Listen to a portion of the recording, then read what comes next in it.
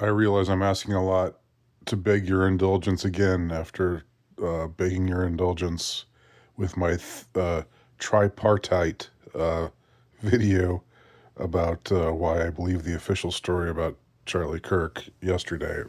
But I nevertheless beg your indulgence again because I'm going to be probably meandering a bit here. Maundering? Am I going to be maundering? I have a feeling I might be maundering, although I don't know if I'm using that word correctly. I'll have to look it up after I record this. But I'll definitely be meandering a bit. I'll try not to. I'll try to keep it to a minimum. But I'm just this is one of those videos where I'm just organizing my thoughts as I'm speaking. Well, I saw the Charlie Sheen documentary on Netflix, and and then I watched a couple of other videos regarding regarding this documentary and some of the things that some people on YouTube were saying about it, and we're talking about how, you know, to what extent this video, this Netflix doc might be something of a whitewash. And I got the impression that it was maybe something of a whitewash as I was watching it. But I was still intrigued enough to watch it through to the end. And I suppose what intrigues me about it is both what it reveals and what it conceals. Because I don't think we're told the true dark heart, not just of Hollywood. I mean, yes, it's in Hollywood, but it's all over elite culture. It's what's prevalent among the rich and powerful, and the those who control the purse strings, and those who decide what we can and can't contemplate, what we can and can't, what makes for polite discourse versus what's beyond the pale.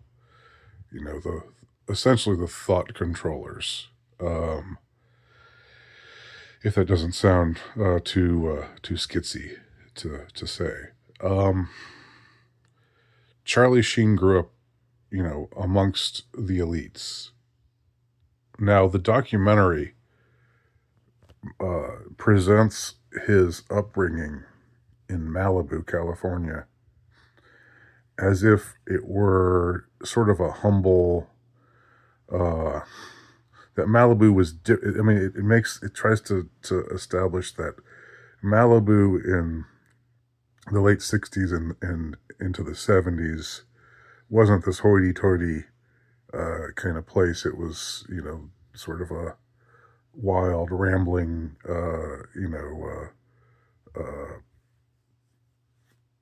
not really rustic, but far enough outside of Los Angeles to be, sort of its own humble, small town kind of atmosphere. And Sean Penn, who's interviewed extensively in this documentary, and who's looking a little rough, I have to say, himself. There's a guy who's, gosh, I wonder what secrets he's keeping, and what kind of things that he's maybe done that he hasn't told, and or has been done to him that hasn't been talked about. But Sean Penn says something like it was a place for, school teachers and carpenters and auto mechanics. That they were, it was this they were living on these houses along the beach, but it was more ramshackle, more kind of bohemian um, than it would be today. Today, I mean, I haven't been to Malibu, but I'm sure it's all very built up and very gentrified, and all the houses are really really nice, and there's no way that a schlub like me could even think of affording to live anywhere in the area. But you get the impression from the documentary that Malibu at the time was a very different sort of place, and that you could, even if you were just some beach bum, you could just wander through and maybe, you know, find a little beach shack uh, to stay at for cheap, and just surf all day long and smoke weed and whatever. Just live a bohemian kind of life, carefree from the concerns of the world. Um, but so that was the presentation of Malibu, the the the town where Charlie and Emilio Estevez, his brother, and his two other siblings were raised. Um, that was Malibu according to the documentary. Now, I've heard from other sources, and apparently Rob Lowe, who is another member of the same generation, the same quote unquote Brat Pack, and Rob Lowe, who as charming as he is, and all these people are like, I mean, not Sean Penn, he's not very likable, but Charlie Sheen, um, Rob Lowe, uh, uh, these I can't think of of the others right now, but you see these guys, and they're very charming, and and likable, not just charming and like they're charming in a way that makes you want to like them, and that makes you like them. For all of their peccadillos and all of their all of the trouble that they've gotten into, and all of the really unsavory things that they've done. And Rob Lowe, let's not forget. Well, I think I say let's not forget, but it has largely been forgotten what he got arrested for in 1988 in my hometown of Atlanta, while the Democratic National Convention that was electing Michael Dukakis at the time, while that was going on, Rob Lowe was in a hotel room with a 14-year-old, sniffing coke and you know uh, um, engaging in statutory rape. Uh, and I mean that's on the record. That's on the record. That's not. I don't think that's controversial. I don't think that's disputed. Somehow he's recovered from that, and that's never talked about anymore. Even in today's era, which is much more censorious about people with underage girls than it was in the 80s. In the 80s, it wasn't exactly seen as a good thing, but it wasn't like it wasn't necessarily a career ender. It didn't make you the equivalent of a pedo.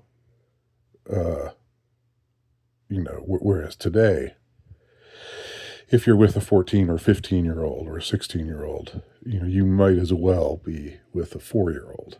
The way that a lot of people talk about it, a lot of people conflate uh, those those very different sorts of um, activities.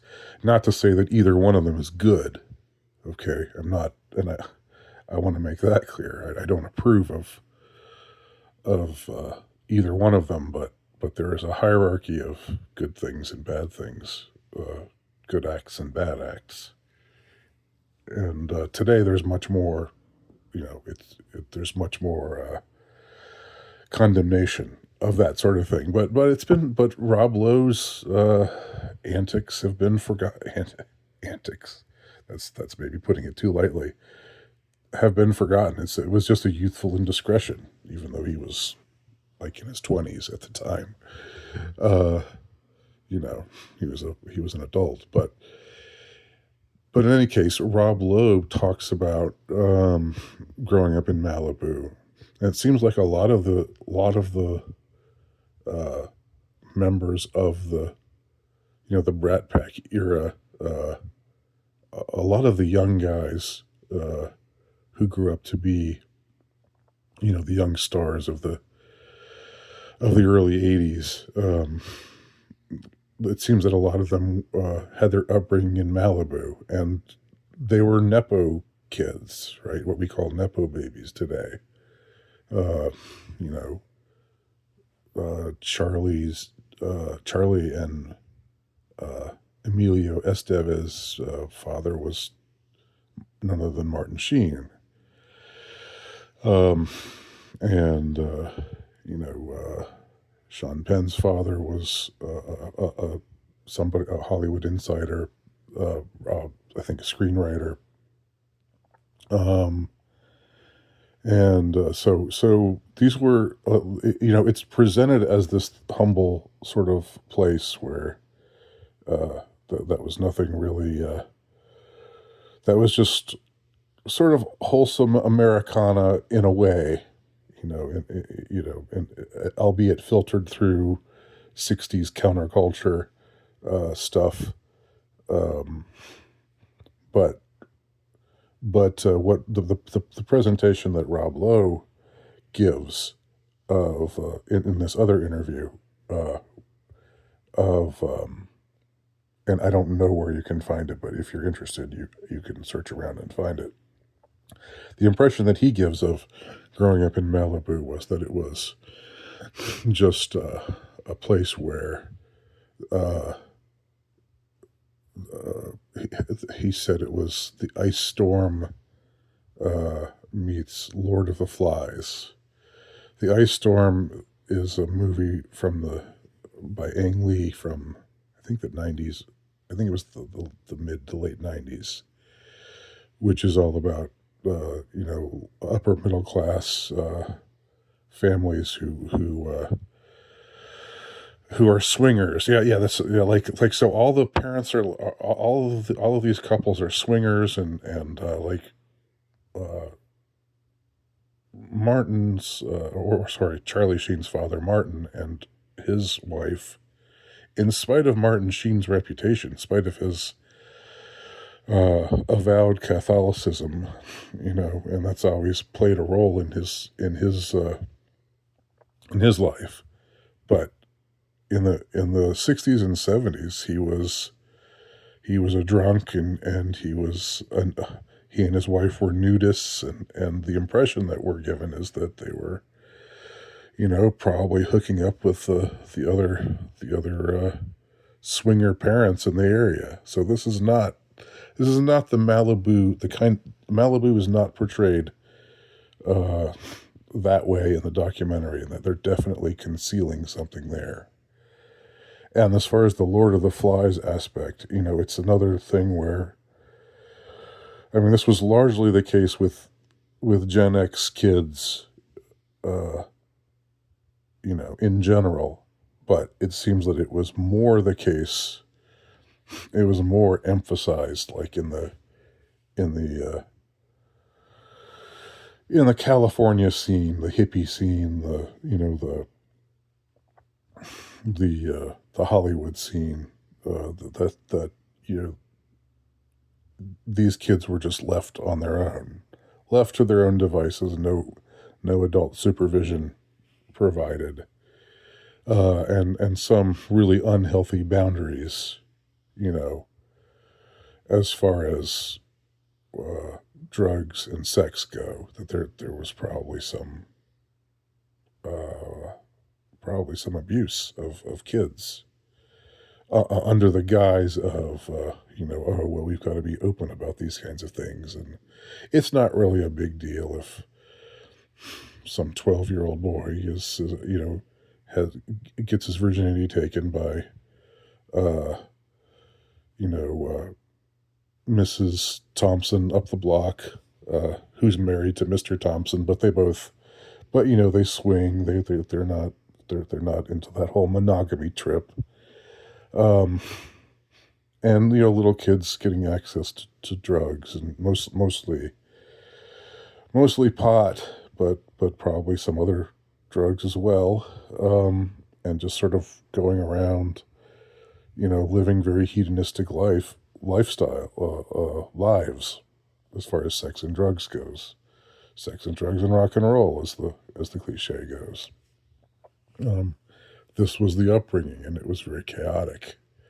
And it was so. This is the true Malibu. Uh, One gets the impression. So right off the bat, this documentary is dishonest in its depiction of Malibu, of the town where Charlie grew up. Um, Charlie's father, Martin, seems like a complicated figure, and I've liked him as an actor, especially in Apocalypse Now. Um, I admire his performance. Uh, I find or I have found the scene. I guess I still do. The scene where he just improvises this breakdown, but it actually is a breakdown, which is a scene in the early part of the movie, in the first 10 or 15 minutes of the movie, uh, where he punches a mirror by accident and bleeds. His hand is bleeding, and then he bleeds all over the sheets and breaks down crying. And it's really powerful to watch, because it's real. You're really watching a man, you know, breaking down in front of you. And Martin, even though he had this devout religious side, he also had these demons, and he was also, you know,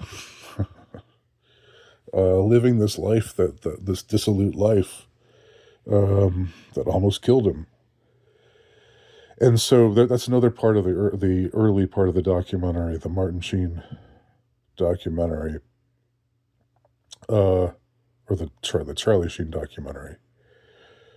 They talk about how the family took all the kids to the Philippines, where Apocalypse Now was being filmed. And the filming of Apocalypse Now is a story all unto itself. It's just in some ways, just this train wreck of a film shoot by this egotistical, overly ambitious filmmaker, Francis Ford Coppola, who's trying to make just this incredibly profound movie.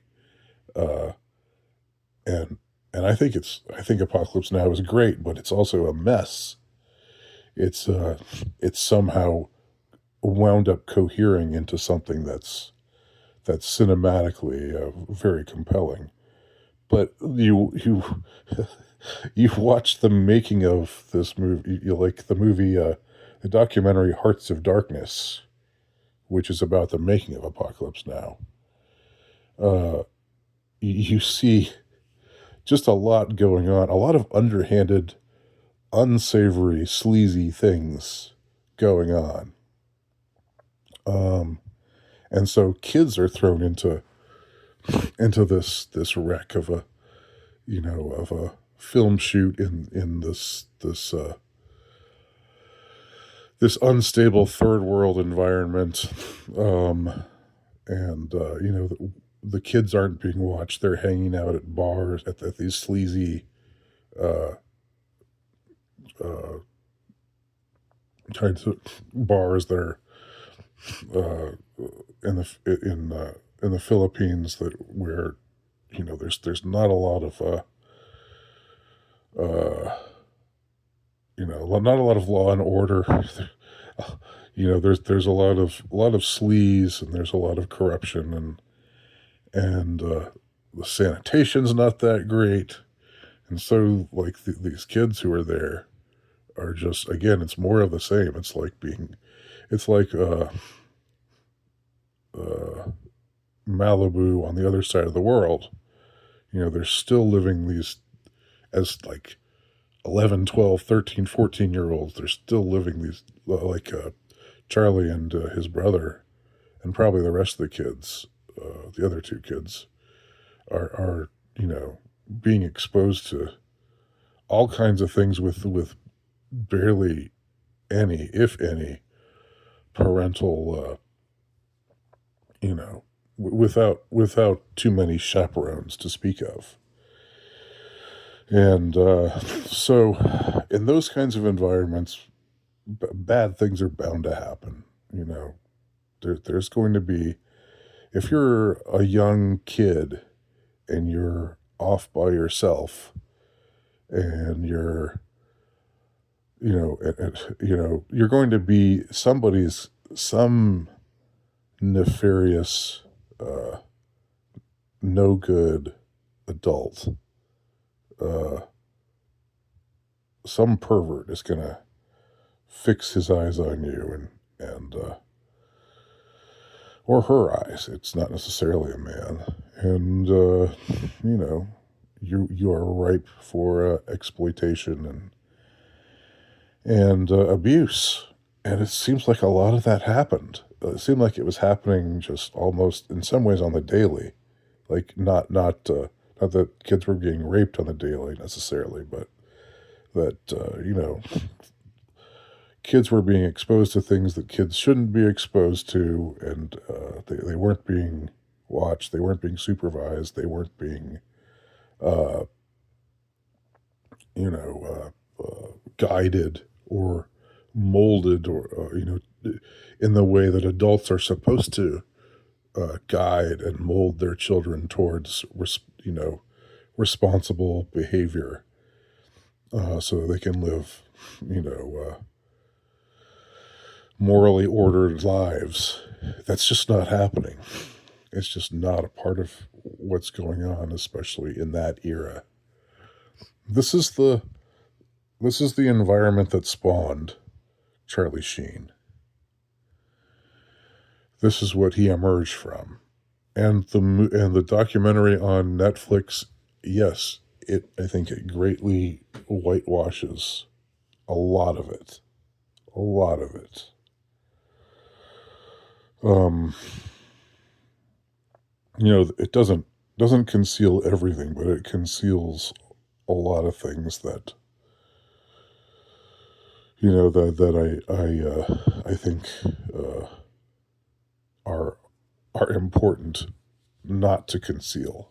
And so in that sense, it is very much, I think, in my judgment, a whitewash. So I'm just barely getting started talking about this documentary. Uh, so I think I'll end this video now and move on to the next one. Thanks for watching.